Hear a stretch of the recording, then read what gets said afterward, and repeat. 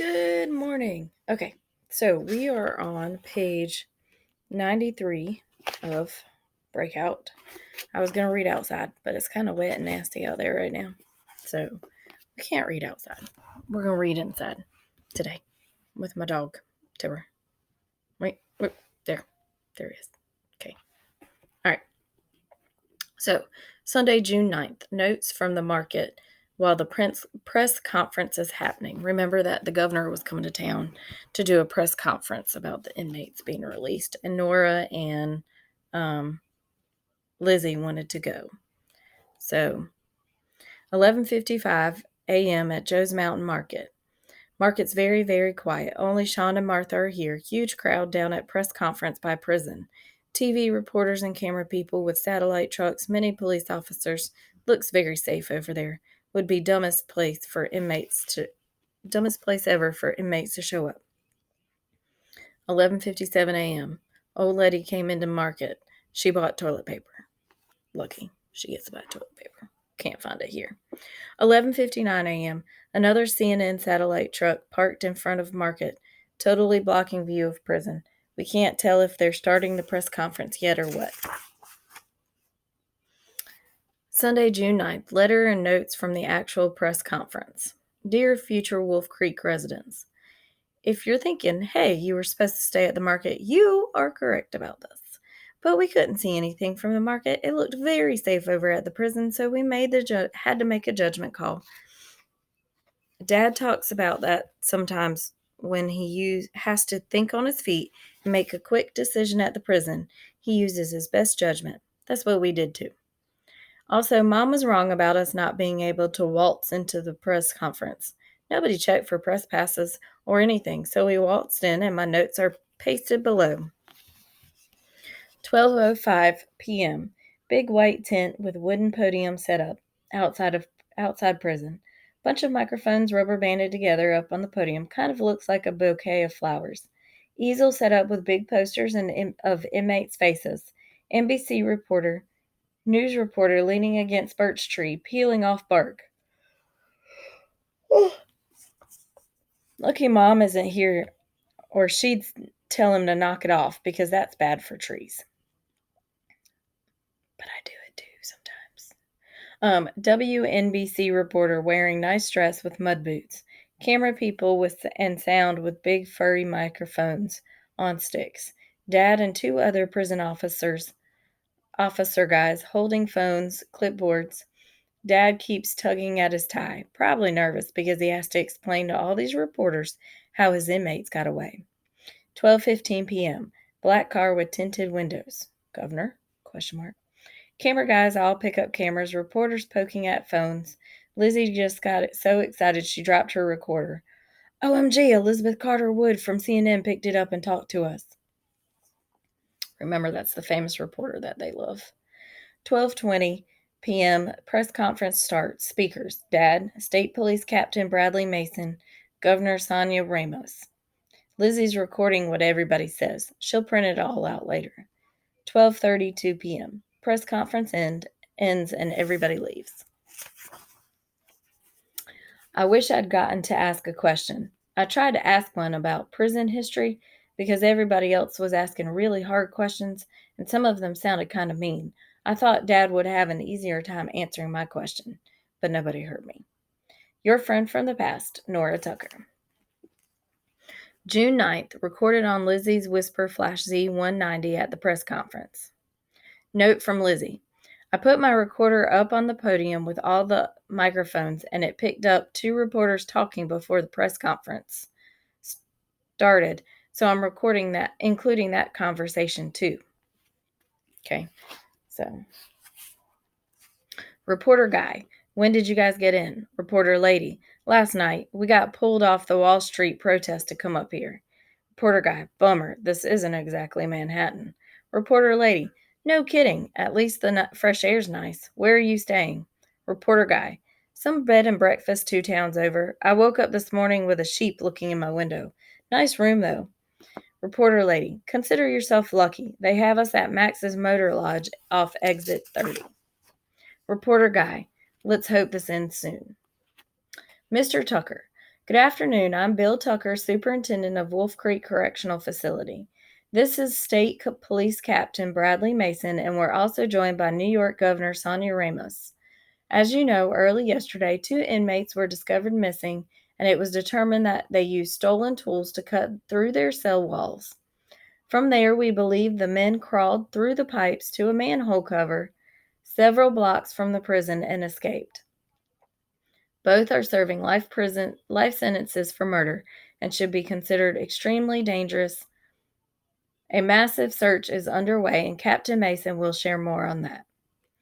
Captain Mason, State Police and Corrections Department search teams are performing a grid search of the area surrounding the prison. We will continue to man roadblocks and request the public support and patience. We've set up a hotline and ask anyone with information to call immediately.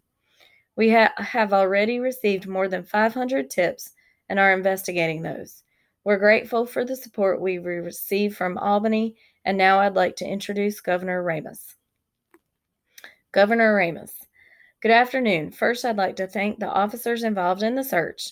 They've been out all night, and as you know, the territory surrounding this prison is mountainous and rugged, so hunting down the escapees is no small task. But our officers will search behind every tree, under every rock, and inside every structure, and I'll promise you right now that we'll find these men and bring them to justice. Thank you. And then she posted another note. Okay.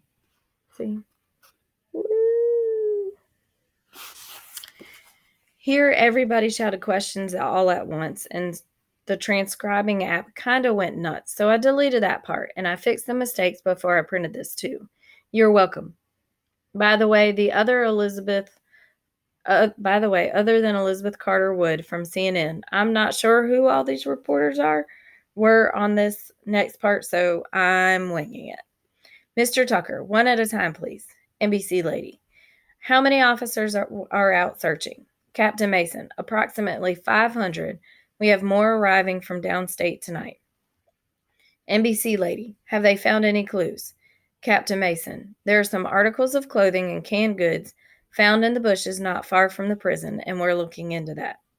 Elizabeth Carter Wood, there's been talk of an accomplice. Do you know if the inmates had any help?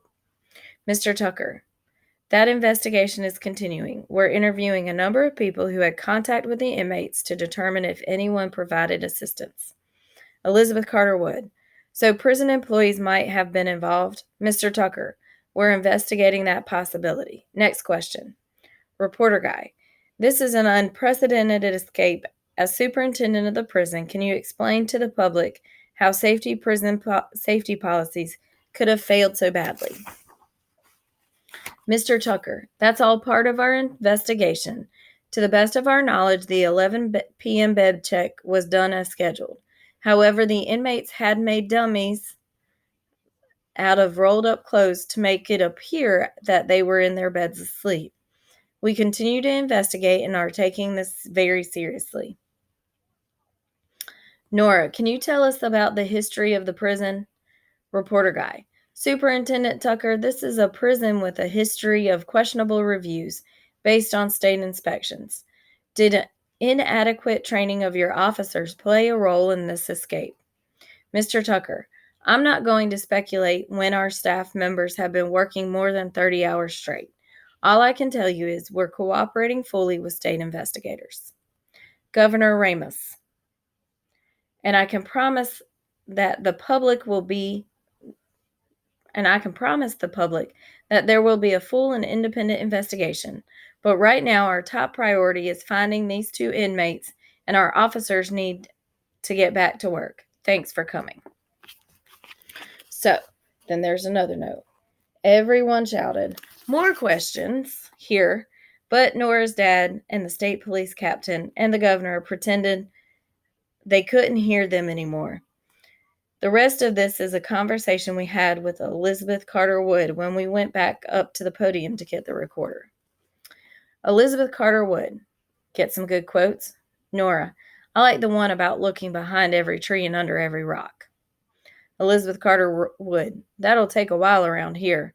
You have more trees and rocks than we do in New York City. Nora, isn't CNN in Atlanta? Elizabeth Carter Wood. We're based there, but we have reporters all over. Maybe you two will join us someday. Nora, that would be awesome. Elizabeth Carter Wood. Do you live in Wolf Creek? Nora, yup. My dad's the prison superintendent, so we live right in town. Elizabeth Carter Wood. Wow, your dad is Bill Tucker? Wow, I bet he's been busy. Nora, we've hardly seen him since this started.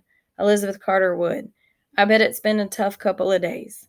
Nora, mostly for my little brother. He doesn't even want to sleep in his room now. He's afraid inmates might be in his closet. Elizabeth Carter Wood. Aw. Phone rings. Nora. Oh, that's my mom. I better go. Elizabeth Carter Wood. Wait, take one of my business cards, okay? You can call me more if you'd like to chat. Maybe we can compare notes on the big story and you can sort of be an assistant reporter for CNN this week. How's that sound? Nora, great. Elizabeth Carter Wood. Super. See you later. Lizzie's reflections on all these conversations. Number one, news conferences don't have news sometimes. This was three people saying the same stuff we already knew. Number two, reporters all try to talk at the same time. And number three, and what's their problem with Max's Motor Lodge? We stayed there when my cousin got married last summer. There was a pool and everything.